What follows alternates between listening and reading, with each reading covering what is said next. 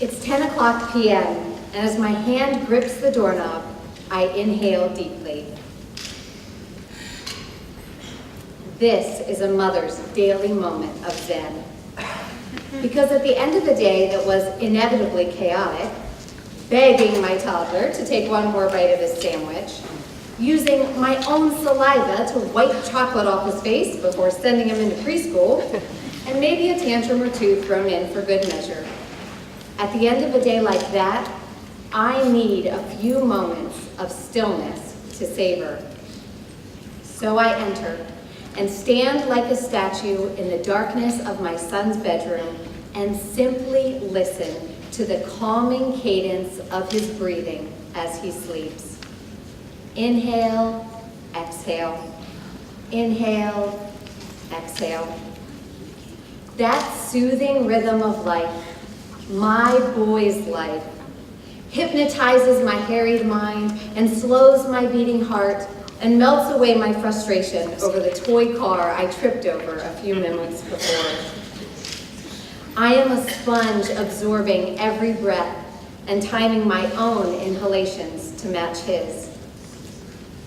Some nights he's snoring so loudly I can hear him before I even open the door, and I make a mental note to buy his future partner a pair of earplugs. Other times, I have to lean in so close to catch that faint sound of air, or even place my hand on the small of his tiny back to feel that comforting rise and fall. This is it, I think.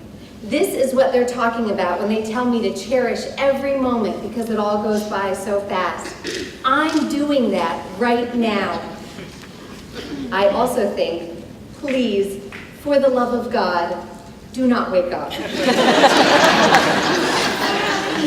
When he was an infant, this experience of listening to my son's breathing in his sleep was less Zen Buddhist and more verge of panic attack.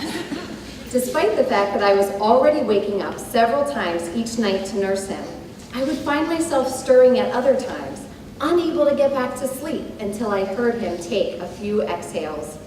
He hasn't rolled onto his stomach, has he? He hasn't become a statistic for SIDS, has he? Inhale, exhale, sigh of relief. I haven't totally messed this up yet. I wonder how my eavesdropping on his breathing will evolve as he grows up. Someday will I be checking to make sure he's sleeping soundly because I'm worried about the bully at school who keeps calling him duty head on the playground, or because I know he's nervous about the big science project due tomorrow. In high school, will I rush into his room to check on him when I hear him come home a mere seconds before his curfew? Will I ever worry that his breaths smell vaguely of Natty Boh? And that last night before he heads off to college, will I linger extra long, painfully aware that it may be one of the last nights that I can be comforted by the presence of his breathing? It's not just about my son and me, though. Standing there with my ears perked, I feel solidarity with mothers everywhere who I know are doing the exact same thing.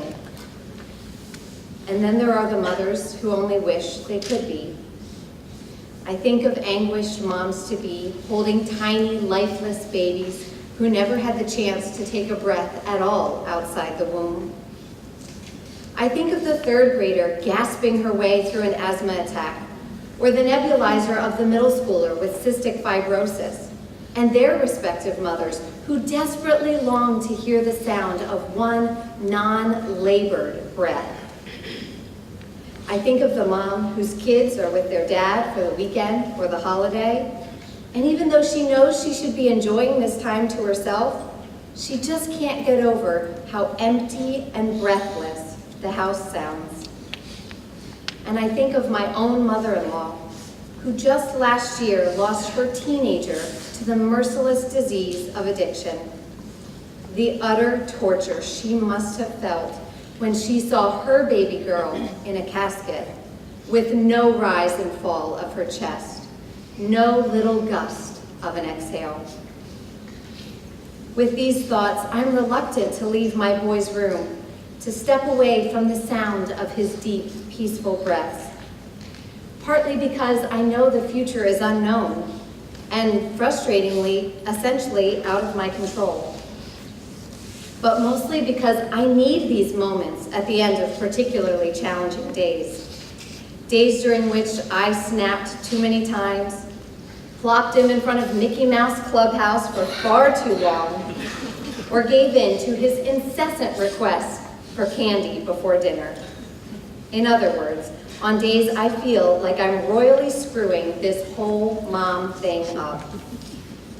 Because though I may have messed up time and time again, the sound of those sweet inhales and exhales is my needed reassurance that I must have done at least something right and that I get a chance to try again tomorrow.